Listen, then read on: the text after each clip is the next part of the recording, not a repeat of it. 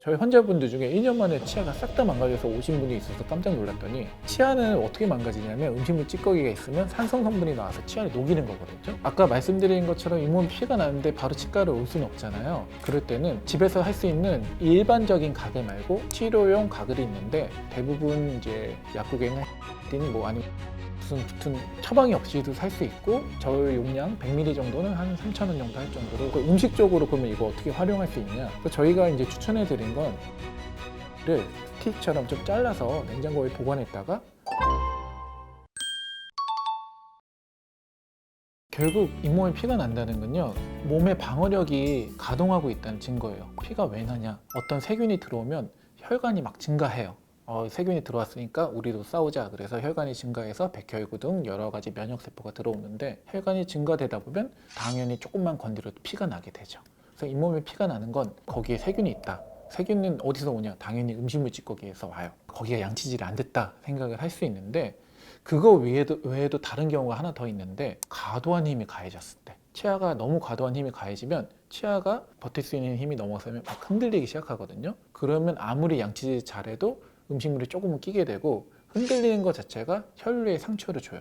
그럼 피가 나게 되겠죠. 그걸 전문 용어로 외상성 교합이라고 해요. 교합이란 건 치아를 딱딱 부딪히는 거 말하는데, 정상 교합은 그냥 치아끼리 부딪히는 건데, 외상성 교합은 너무 강한 힘이 가해져서 치아가 충격을 받을 만큼 생기는 교합을 얘기해요. 그래서 외상성 교합이 있을 때도 피가 나요.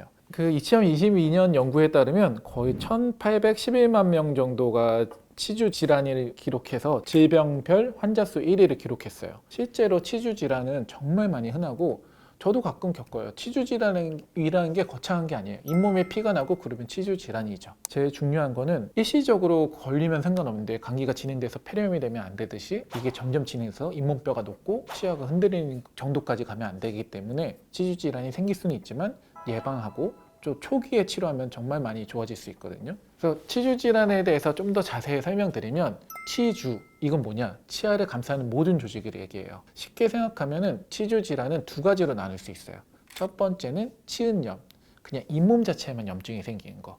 두 번째는 아까 말씀드린 조직 중에 잇몸뼈도 있었죠. 잇몸을 뚫고 나가서 뼈까지 염증이 생긴 걸 치주염이라고 해요. 당연히 순서는 치은염에서부터 시작해요. 치은염은 내가 한 이틀 정도 음식물 꼈는데 안 뺐다, 그럼 당연히 생겨요. 음식물이 우리가 48시간이 넘어가면 감염 반응이 나타나기 시작하거든요. 우리가 음식물 빼주고 청소를 잘한다, 거의 100% 회복돼요. 조금 더 진행돼가지고 잇몸 밑으로 음식물 찌꺼기가 파고 들어가면서 뼈를 녹인다. 그렇게 녹은 뼈도 정말 초기에는 재생될 수 있지만 어느 이상으로 녹아버리면 재생이 안 돼요. 그럼 잇몸뼈가 내려가면 어떻게 될까요? 잇몸도 주저앉겠죠. 그러면 그 형태가 자연스럽지 않기 때문에 음식물이 더 고여요. 잇몸뼈가 더 녹게 되고, 그런 악순환이 시작되는 거죠. 저는 타이트하게 보면 일주일, 정말 바쁘다 그럼 2주를 봐요. 2주가 넘어가면 우리가 염증이 만성화됐다고 보거든요. 아까 말씀드린 것처럼 잇몸 피가 나는데 바로 치과를 올 수는 없잖아요. 그러면 일단 첫 번째, 양치질을 열심히 해보는 거고, 그래도 피가 날 수 있어요. 그럴 때는 집에서 할 수 있는 가글제를 사용하는 거예요. 일반적인 가글 말고 치료용 가글이 있는데, 저희는 클로로헥시딘이라고 하는 가글을 치과에서 정말 많이 써요. 클로로헥시딘은 성분명이고, 대부분 이제 약국에는 헥사메딘 뭐 아니면 헥사 무슨 붙은 그런 상품명으로 많이 있어요. 처방이 없이도 살 수 있고, 저희 용량 100ml 정도는 한 3,000원 정도 할 정도로 상당히 가격도 경제적입니다. 어떤 게 좋냐면, 입안에 있는 정말 안 좋은 치주 파괴균들을 박멸하는 데 엄청난 효과가 있어요. 또 각을 하고 나면 그 성분이 바로 빠져나가는 게 아니라 잇몸 사이에 침착돼서 한 몇 시간 정도 성분이 유리가 돼요. 아침 저녁으로 원액을 쓰셔도 되고, 원액이 좀 독하다 그러면 물과 바늘 섞어서 아침 저녁으로 가글을 하시면은 피나는 게 많이 줄어들 수 있고, 근데 특히 어떤 부위가 많이 피가 난다, 그럼 그 부위에 치간 칫솔을 할 때 그 헥사메딘 가글을 묻혀서 치간 칫솔을 하면 그 부위에 도달이 잘 되기 때문에 잇몸을 건강하게 하는데 상당히 좋은 효과가 있습니다. 그런데 이 가글을 썼는데도 안 나아진다, 그러면 당연히 치과를 오셔야 되고, 단점도 있어요. 첫 번째, 맛이 조금 안 좋아요. 두 번째 단점은, 이게 워낙 살균 효과가 좋다 보니까 장기간 쓰면 없애지 말아야 될 건강한 균까지도 좀 죽일 수 있어요. 그래서 2주 이상 쓰는 건 안 좋고요. 또 그렇게 쓰다 보면 혀의 착색, 또 치아의 착색을 일으킬 수 있어요. 제가 상처가 문제가 없다면 대부분 일주일만 쓰는 걸 권해드리고, 정 문제 있을 때 2주. 장기간 쓰는 거는 꼭 피하셔야 된다 생각을 합니다. 일단 구강은요 전신 건강의 척도예요. 그래서 몸에 좋은 음식 먹으면 구강도 좋아져요. 전신 건강이 좋으면 혈류량이 증가되고 입안의 침 분비도 원활하게 되니까 무조건 좋아지거든요. 몸에 좋은 음식 많이 먹는 게 첫 번째고, 두 번째, 일단 좋은 음식을 먹어서 몸을 건강하게 하는 것보다 안 좋은 음식 먹는 게 훨씬 더 효과적이에요. 안 좋은 음식을 먼저 설명드리면 크게 두 가지로 나눌 수 있겠어요. 치아에 안 좋은 것과 잇몸에 안 좋은 것.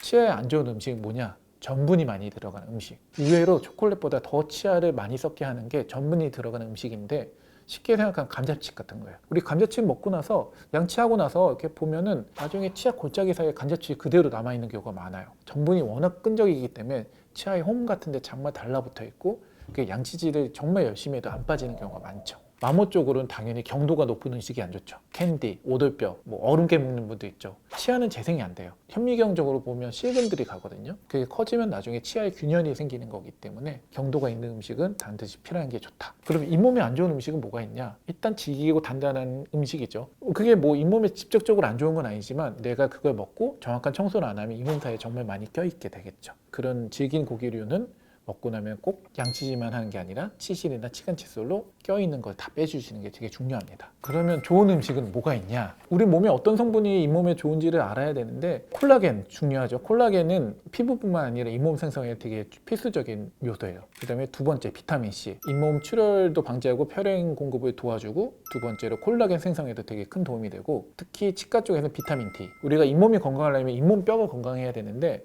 뼈의 건강에 담당하는 가장 중요한 비타민은 비타민 D예요. 그래서 햇볕도 많이 쐬시고, 안 되면 비타민 D를 많이 복용하는 거는 잇몸뼈 건강. 일단 뼈가 건강해야지 그 위에 있는 잇몸이 건강하기 때문에 비타민 D 섭취는 중요해요. 또 음식적으로 그러면 이거 어떻게 활용할 수 있냐? 또 저희가 이제 추천해 드린 건 당근이나 오이를 스틱처럼 좀 잘라서 냉장고에 보관했다가 하나씩 꺼내 드시는 건 상당히 좋다고 생각해요. 당근과 오이를 먹으면 첫 번째로 섬유질 성분이 많아서 조금 자체적으로 청소하는 효과가 있어요. 두 번째는 당근과 오이에는 비타민 C, D가 상당히 많죠. 세 번째로 이런 차갑고 물이 많은 청량감 있는 채소들을 많이 먹으면 입안에 침이 자꾸 돌아요. 입안에 침이 정말 중요해요. 저희 환자분들 중에 1년 만에 치아가 싹 다 망가져서 오신 분이 있어서 깜짝 놀랐더니 항암 치료를 받고 침샘이 말라가지고 1년 만에 치아가 다 망가진 거예요. 가장 중요한 건 첫 번째는 버퍼링이라고 하는데, 치아는 어떻게 망가지냐면 음식물 찌꺼기가 있으면 산성 성분이 나와서 치아를 녹이는 거거든요. 침 안에는 그걸 다시 되돌릴 수 있는 성분이 있어요. 잇몸 파괴도. 내가 음식을 먹고 바로 양치질 안 하면 몇 시간 있을 수 있잖아요. 그 음식물 찌꺼기를 세균이 먹으면서 산을 벌써 분비하고 있어요. 그 치아 표면이 진짜 미세하게 녹는 거예요. 근데 침이 있으면 그 안에서 그게 중화되면서 괜찮아지는 거죠. 두 번째는 윤활작용으로 음식물이 안 달라붙고 입이 건조하면 음식물이 쪽쪽 달라붙잖아요. 잘 미끄러지게 하는 게 있죠. 그리고 침이 마르면 구취가 정말 엄청 많이 나요. 우리가 침이 마르는 분들 보면 코로 숨을 못 쉬고 입으로 숨 쉬는 분들은 입이 자꾸 마르잖아요. 숨은 원래 이제 코로 숨을 쉬어야지 코털이라든지 여러 가지 조직들이 공기의 수변도를 머금고 올라가게 되는데, 입으로 들어가면 입안에 코털 같은 게 없잖아요. 그래서 건조한 공기가 바로 들어가게 되면서 입안이 마르게 되거든요. 입안이 마르면 말씀드린 것처럼 침의 가장 중요한 역할인 중화작용이 다 떨어져요. 그래서 입으로 숨 쉬는 건 상당히 안 좋다. 침을 많이 나오게 하는 방법은 가글도 있지만, 가글 중에서 절대 쓰지 말아야 되는 건 알코올 성분이 들어간 가글이 있죠. 일단 그런 가글을 안 쓰셔야 되고, 권해드린 건 가장 좋은 건 그냥 물로 자주자주 가글하세요. 입안이 안 마르고 또 침 분비도 도와주면서 미세한 음식물 찌꺼기를 다 청소해 주거든요. 그 다음에 또 침 분비를 늘릴 수 있는 음식은 아무래도 섬유질이 많은 채소죠. 그런 야채류를 많이 드시는 게 구강 건강에 정말 좋을 거라고 생각을 합니다.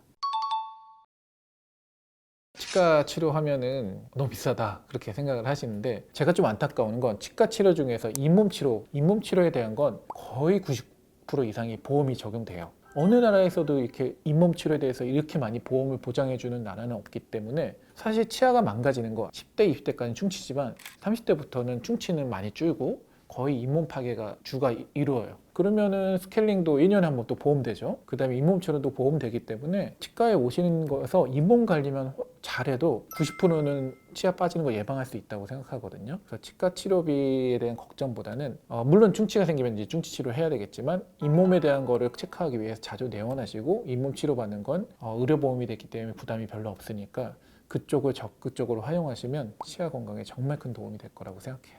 환자분들이 여쭤볼 때가 있어요. 나 멀리 가게 됐는데 거기 병원 추천해 주실 수 있냐? 그랬을 때 고민이 되는데, 사실 양심이라는 게 참 어렵죠. 이윤을 적게 남긴다고 양심적이라고 생각하진 않아요. 왜냐?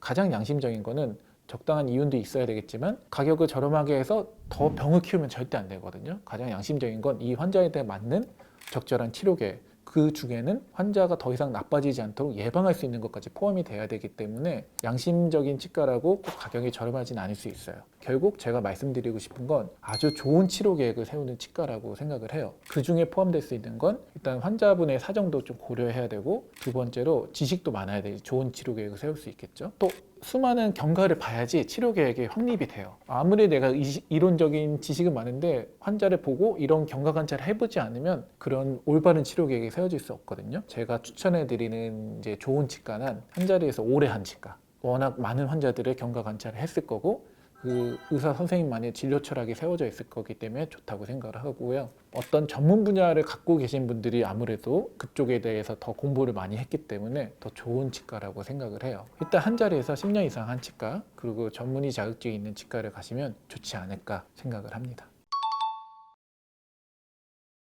스케일링 중요하죠.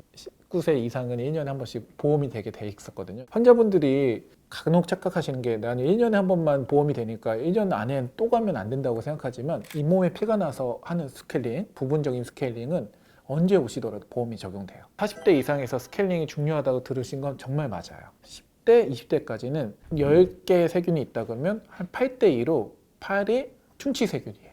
30대 이후부터는 그 비율이 역전돼요. 잇몸 세균이 많아지고 충치 유발균이 적어져요. 그렇기 때문에 스케일링 안 하면 젊었을 때랑 다르게 잇몸이 금방 피가 나게 되고, 피가 나면서 잇몸이 부으면 치석이 더 쌓이니까 나중에 잇몸뼈까지 녹게 되는 거죠. 그래서 40대 이후의 스케일링은 정말 중요해요. 올해 저도 이제 한 자리에서 13년 차 진료를 하고 있는데 가장 중요한 건 치료 계획 잘 세우자. 처음이 제일 중요한 것 같아요. 치료 계획을 잘 세우면 뭐 우여곡절이 있어도 순탄하게 좋은 방향으로 가는 거고, 치료 계획을 잘 못 세우면 아무리 내가 노력을 해도 안 좋은 방향으로 가거든요. 그럼 치료 계획을 잘 세우려면 어떻게 해야 되냐?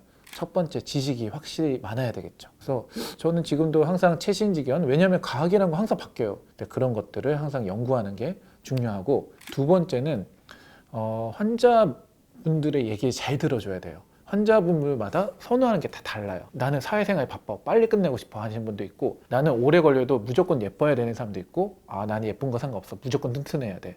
마지막은 한 자리에서 오래 하면서 내가 치료한 결과를 계속 봐야 된다고 생각해요. 매년 조금씩 바뀌거든요. 같은 환자에 있어도 계속 저도 업데이트를 하면서 치료 계획을 세우게 되고요. 저는 이 자리에서 앞으로도 한 10년, 20년을 더 하는 게 목표인데, 단골 환자분들을 계속 관찰하면서 저의 지식을 업데이트해서 좀 오래 갈 수 있는 치료를 하고자 하는 게 저의 바람입니다.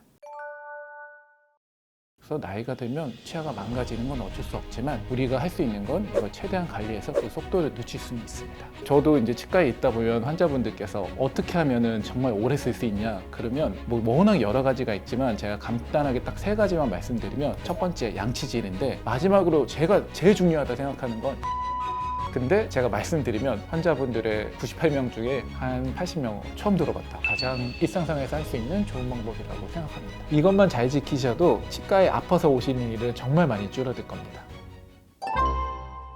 안녕하세요. 지식의 맛 시청자 여러분. 저는 연세 굿데이 치과에서 일하고 있는 구강외과 전문의 최세경 원장입니다.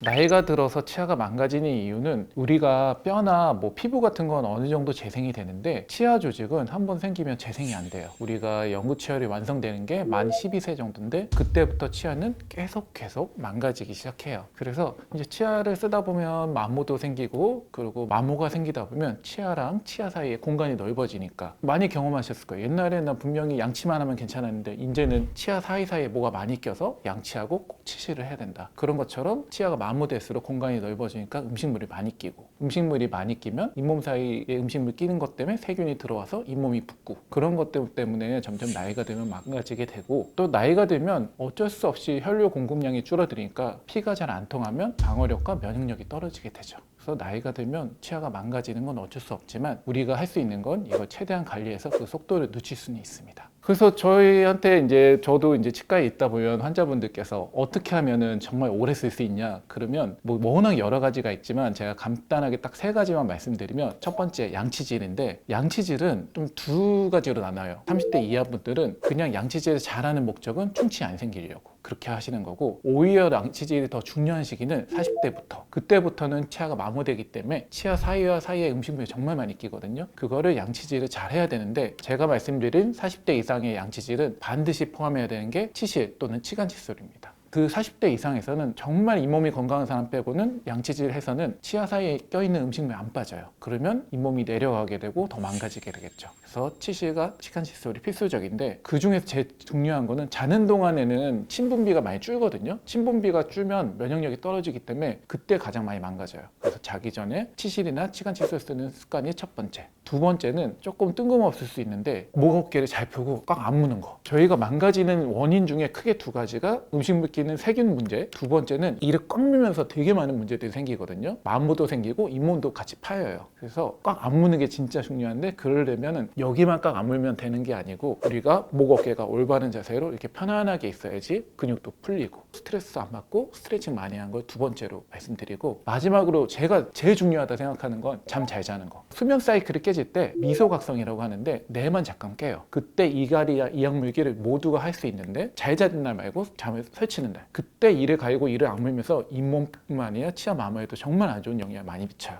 그러니까 주무시기 전에는 너무 전자기기 같은 거 많이 하지 마시고 좀 스트레칭도 하고 편안한 마음으로 푹 주무시는 게 전신 건강에도 도움이 되겠지만 구강 건강에도 정말 큰 도움이 됩니다. 제가 치과에서 보면 저는 100명 중에 한 98명은 하는 것 같아요. 근데 제가 말씀드리면 환자분들의 98명 중에 한 80명 처음 들어봤다. 나는 잘 때 입을 벌리고 잔다고 말씀을 하시지만, 저희가 어떻게 이를 가는지 악무는지 보냐면은, 이를 꽉 무는 분들은 혀에다가 이제 치아 모양이 생기고 볼에도 치아 자국이 나와 있고요. 또 치아가 상당히 많이 마모돼 있고 잇몸도 많이 패여 있어요. 그 예전과 다르게 막 치아랑 잇몸 사이가 자꾸 패이는 것들을 느끼시는 분들은 내가 잘 때 이를 꽉 물구나 그렇게 생각을 하시는 거고, 물론 낮에 꽉 물거나 이를 가는 사람도 있지만 낮에는 보통 의식이 있기 때문에 우리가 어느 정도 힘을 주면 피곤하거나 불편해서 힘을 안 줘요. 근데 보통 잘 때는 낮에 10배까지를 무의식 중에 가거든요. 그래서 그때 상당히 치아랑 잇몸에 안 좋은 영향을 미치고, 제가 봤을 때 치아랑 잇몸이 망가진 거의 50% 이상은 이를 꽉 물어서 그렇다고 생각을 합니다.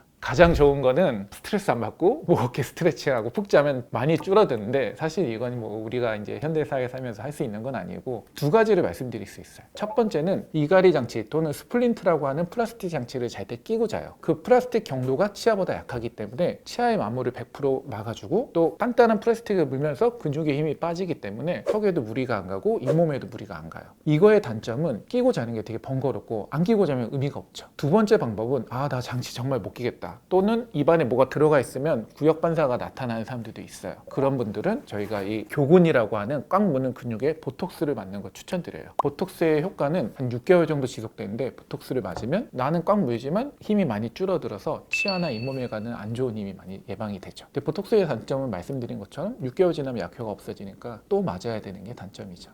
이거는 뭐 사실 고치기 거의 불가능한데, 핸드폰과 컴퓨터를 줄여야 됩니다. 필연적으로 핸드폰과 컴퓨터를 하게 되면은 이 목이 앞으로 나오고 어깨가 말리게 되는 우리가 라운드 숄더, 그게 생길 수밖에 없게 되고, 그게 생기면 필연적으로 교근에 힘이 들어가서 이를 꽉 물게 돼요. 그래서 뭐 핸드폰과 컴퓨터 하는 시간을 좀 줄이고 항상 등 쪽, 목 쪽을 스트레칭 많이 하면서 이 근육이 항상 힘이 빠져 있게. 이 근육이 힘이 들어간지 안 들어간지 어떻게 알 수 있느냐? 우리가 이렇게 무의식 중에 있다가 치아 상태를 한번 보세요. 내가 윗니랑 아래 치아가 닿아 있다. 그럼 여기가 힘이 들어가 있는 거고, 우리가 이완되어 있는 상태에서는 치아가 살짝 떠 있어야 됩니다. 그래서 내가 뭐 일하다가 딱 봤는데 치아가 맞닿아 있다. 나 또 긴장하고 있구나. 그때 자세를 보면 목 어깨도 이렇게 움츠러들어 있을 거예요. 그때 자꾸 스트레칭하고 턱의 근육을 힘 빼주는 게 가장 일상생활에서 할 수 있는 좋은 방법이라고 생각합니다. 그래서 뭐 정말 심하신 분들은 이갈이 보호 장치나 보톡스 같은 걸 하시는 것도 좋지만, 말씀드린 것처럼 평상시에 핸드폰과 컴퓨터 사용을 좀 줄이고 중간중간 자꾸 목과 어깨를 풀면서 이 근육도 자꾸 힘을 빼서 치아가 안 맞닿아 있도록 하는 것만 해도 좋은 효과가 있을 겁니다.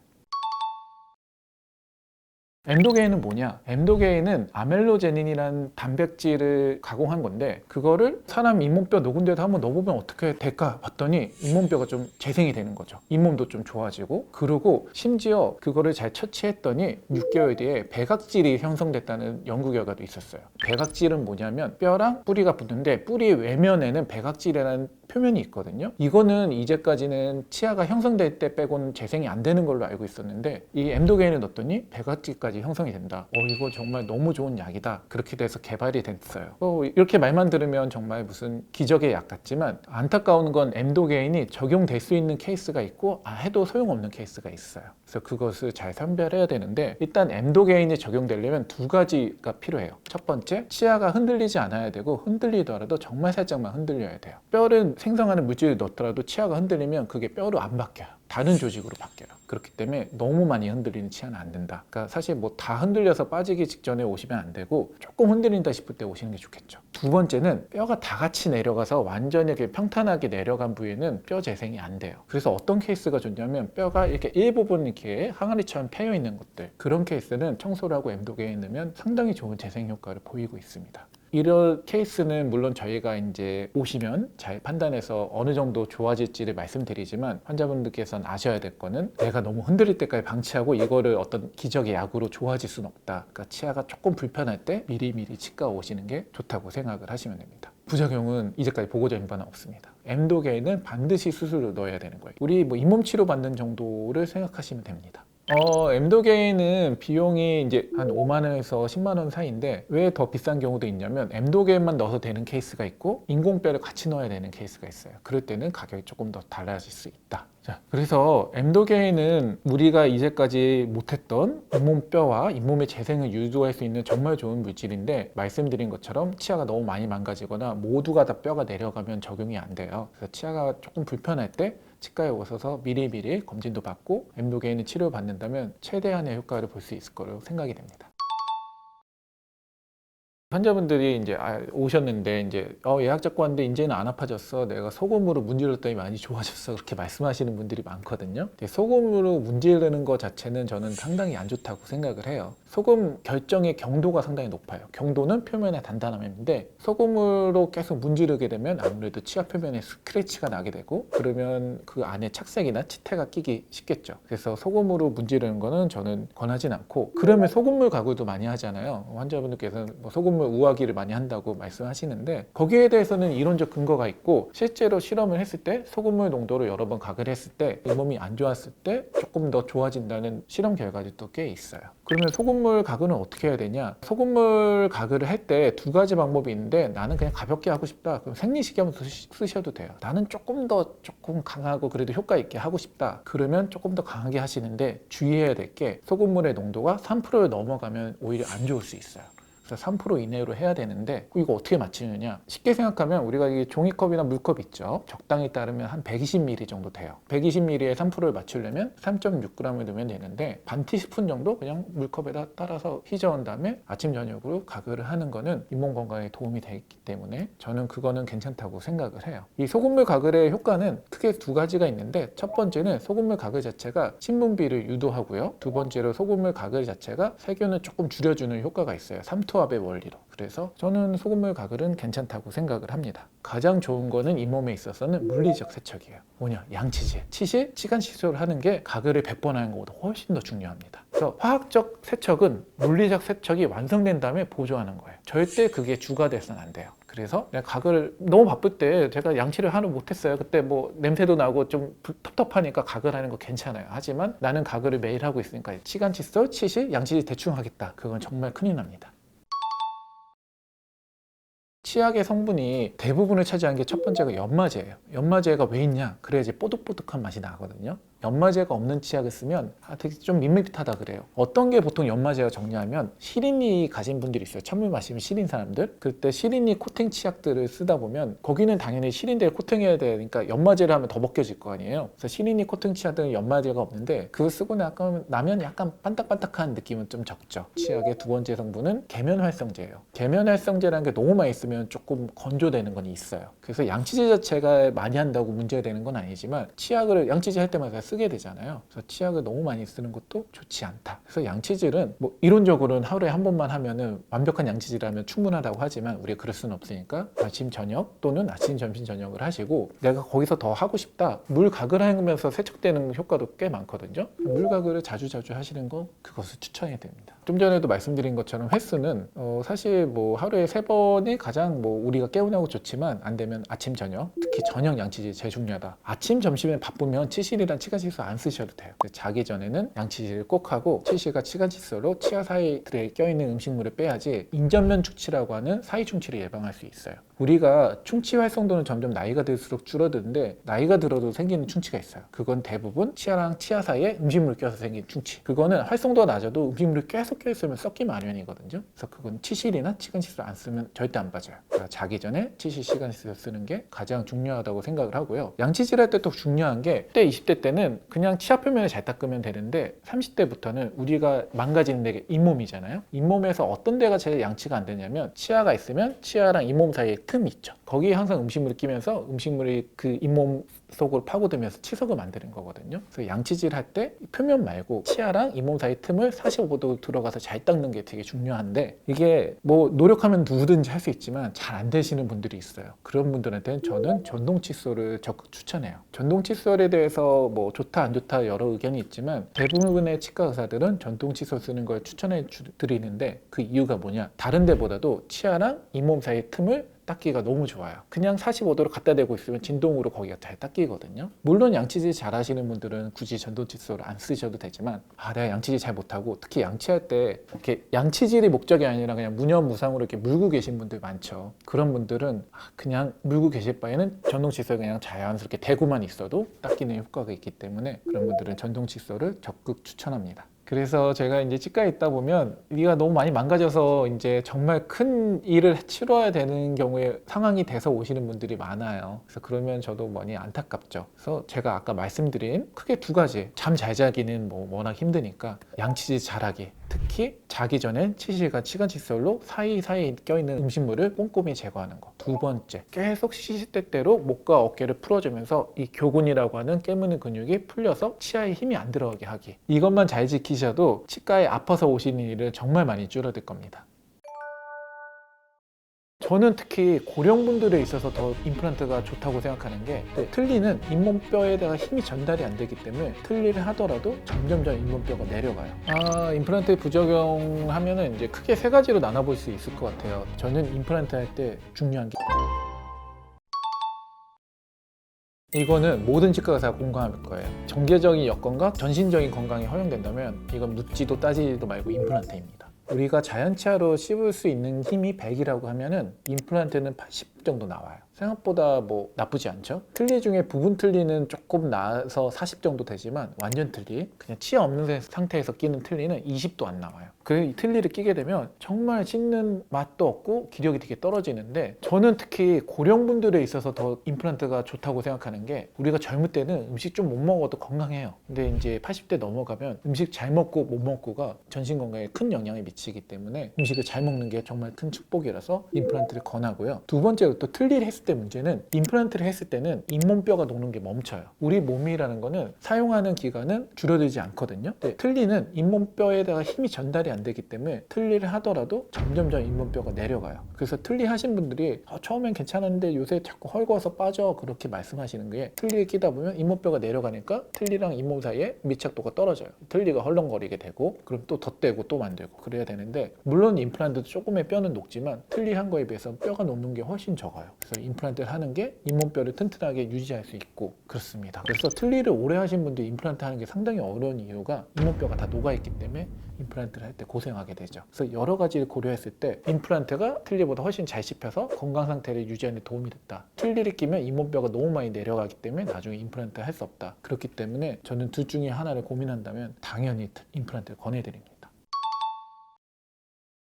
일단 전신 건강 상태를 첫 번째로 보는데요. 물론 전신 건강이 너무 안 좋다 그러면은 당연히 임플란트를 할 수가 없겠죠. 저희가 이제 심지어 이제 발치할 때도 발치도 불가능한 정도의 정신 건강 상태가 있다 그러면 그때는 안 되는 거고요. 2번째로 이제 따질 때는 잇몸뼈의 질과 양을 따져요. 질이라는 건 뭐냐면은 잇몸뼈는 좀 있어 보이는데 잇몸뼈 안에는 혈관도 안 좋고 잇몸뼈가 죽은 뼈 같은 느낌이 있는 분들이 있어요. 이런 거에 해당되는 분들이 2가지인데 첫 번째는 당뇨가 너무 심한 분들, 뼈는 충분해도 임플란트 치면 안 붙고 다 녹아요. 그래서 당뇨가 심한 분들은 꼭 주의하셔야 되고 2번째 골다공증. 뼈는 있는데 뼈가 완전 뼈가 아니라 스펀지 같으면 임플란트를 심을 수가 없겠죠. 골다공증이 너무 심한 분들도 주의를 해야 되고요. 당뇨랑 골다공증 환자를 못 한다는 건 아니지만 확실히 세심한 치료가 필요하고요. 양 자체가 너무 줄어든 분들이 있어요. 그런 경우 사실 전신 건강이 허락된다면 우리가 뼈 이식을 통해서 충분히 만들어낼 수는 있어요. 하지만 환자분 연령이 꽤 고령인데 제가 이제 뼈 이식만 1년 내에 거쳐서 여러 번 수술하는 것 자체가 환자의 기력에 안 좋을 수가 있단 말이에요. 그럴 때는 저희가 타협을 해서 임플란트를 전체를 안 하고 뼈가 좋은 부분만 부분적으로 임플란트를 하고 거기다 부분 틀니를 만들므로써 완전 틀니의 20 정도의 적은 것보다는 한 50% 정도의 잘 씹어 먹는 거를 개선하는 방법도 있다. 그렇게 생각을 하시면 됩니다.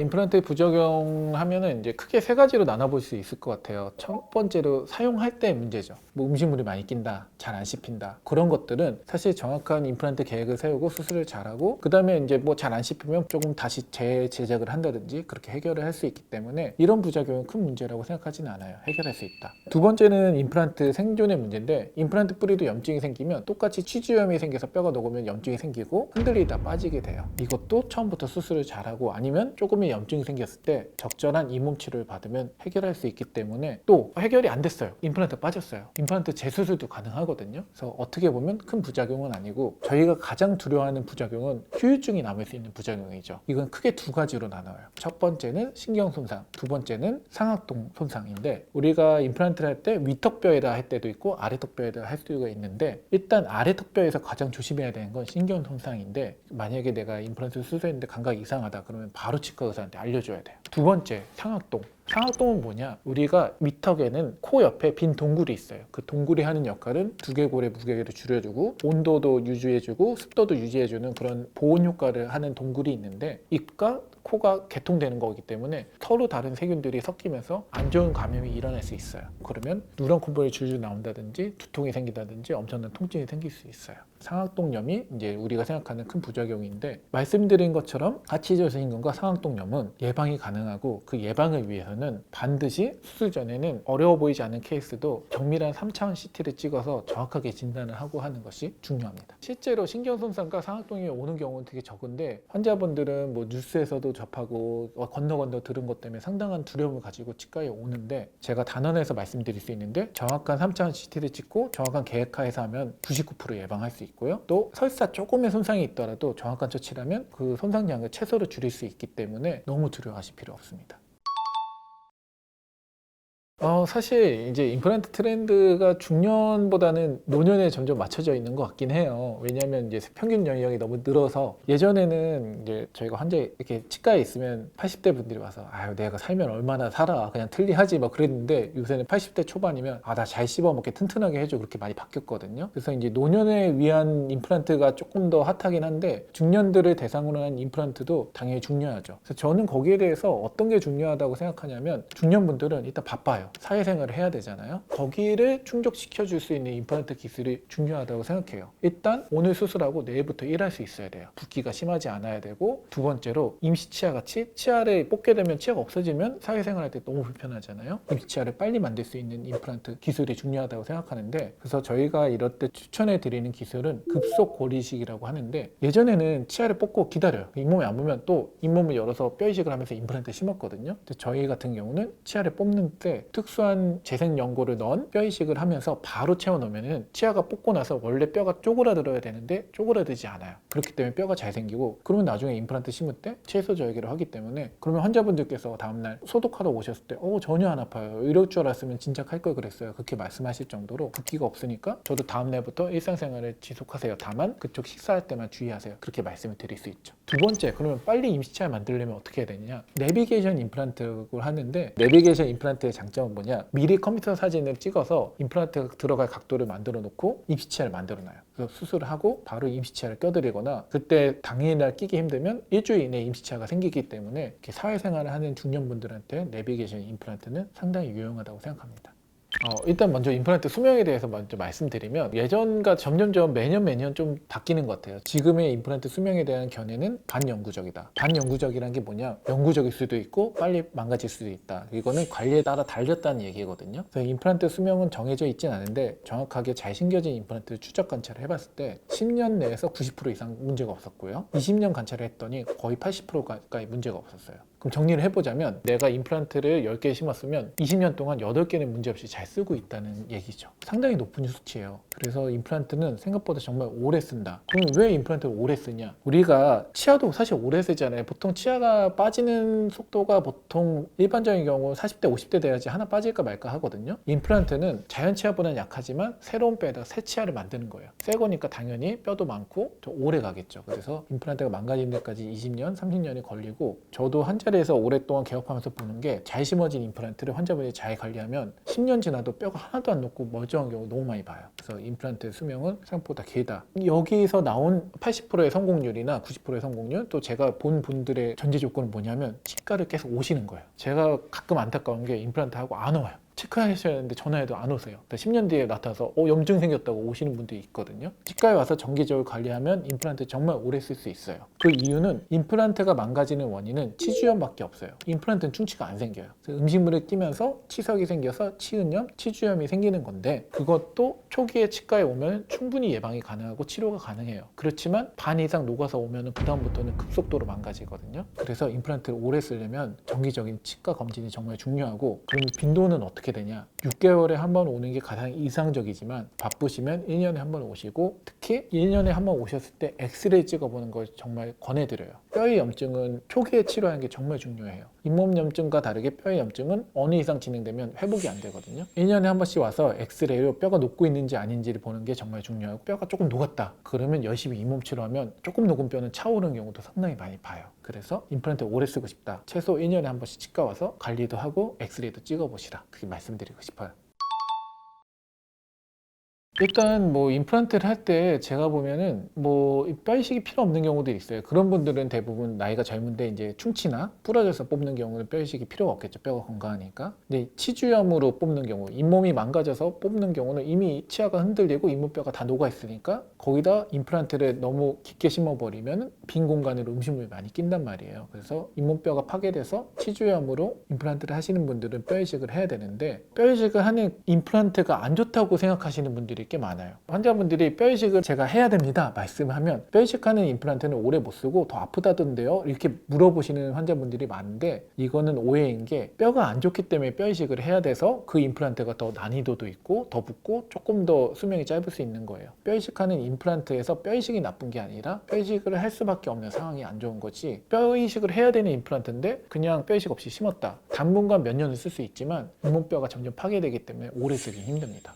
뼈 이식이 해야 되는 케이스는 반드시 뼈 이식을 해서 튼튼하게 만들어주는 게 중요하다. 저희가 건물을 짓는데 집안을 튼튼하게 하는 게 건물이 오래 가는데 정말 중요하기 때문에 저는 임플란트 할 때 중요한 게 임플란트 잘 심는 것보다도 뼈 이식을 잘하는 게 더 중요하다고 생각해요. 이게 사실 좀 어렵지만 그냥 간단하게 얘기하면, 내가 그냥 잇몸이 망가져서 했느냐, 치아가 망가져서 했느냐로 생각하시면 돼요. 저희 병원에서 어떻게 하냐면 기준을 두 가지로 나눠요. 이게 치아 문제였는지 잇몸의 문제였는지 나눠서, 잇몸 문제는 반드시 뼈 이식을 해야 돼요. 잇몸 문제라는 건 결국 치은염이 생겼다가 치주염까지 와서 뼈가 다 녹아서 치아를 뽑는 거기 때문에, 그 녹아있는 움푹 패인 공간을 메꿔주지 않으면 임플란트를 하더라도 음식물도 많이 끼고, 음식물이 많이 끼면 또 다시 임플란트가 빨리 망가질 수 있고, 반대로 치아가 망가진 거 있죠. 충치가 썩어서 치아가 부러졌다든지 아니면 잘못된 음식을 씹다가 치아가 부러져서 뽑는 것들은 뼈 이식을 안 하고요, 하더라도 정말 최소를 한다고 생각을 하시면 됩니다.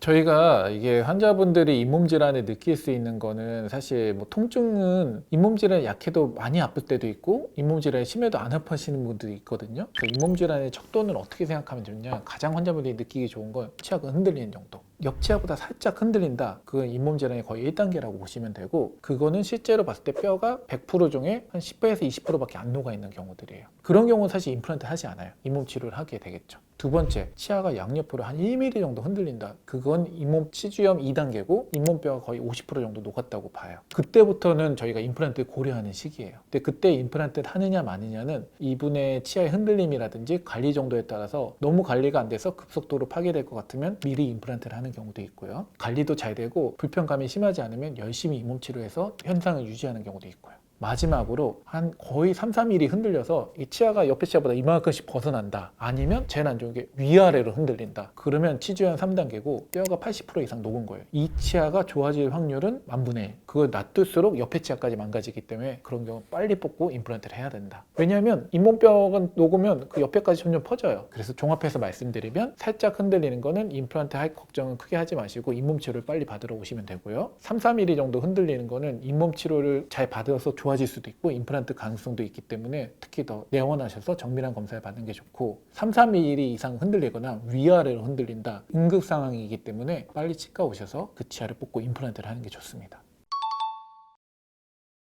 1-2mm 흔들리는 정도에서 뼈가 50% 녹았을 때 하는 게 정말 깔끔하고 편하지만 좀 아까운 건 있어요. 그래서 그 정도는 제가 환자분들께 하면 좋지만 강권하진 않고요. 저는 이제 2단계에서 조금 벗어났으면 그때는 이제 뽑아야 된다고 생각을 합니다. 1-2mm 흔들리는 건 그냥 살짝 흔들리는 건데 치아 흔들리는 게 조금 확연하게 느껴진다. 그러면 그때는 발치하는 게 좋다고 생각을 해요.